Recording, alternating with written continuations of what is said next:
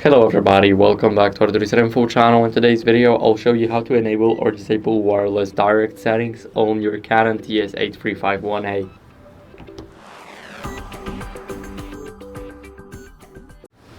So first, head over to the settings. Now in those settings, go to the device settings and go to LAN settings. Oh, wrong one. Here we have the LAN settings. Now, if we want to enable the wireless direct, let's click here.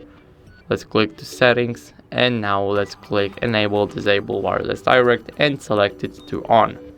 Now we have to wait a couple of seconds until it's enabled, so I'll see you guys once it's done.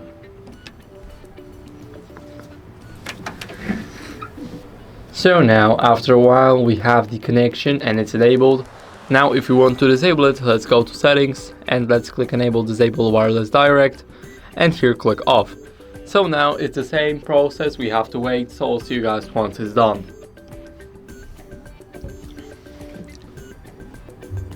And now after a while it's disabled, so this is how you guys can easily change that. I hope this video helped you, and if it did, then leave a like, sub and a comment, and I'll see you in the next one.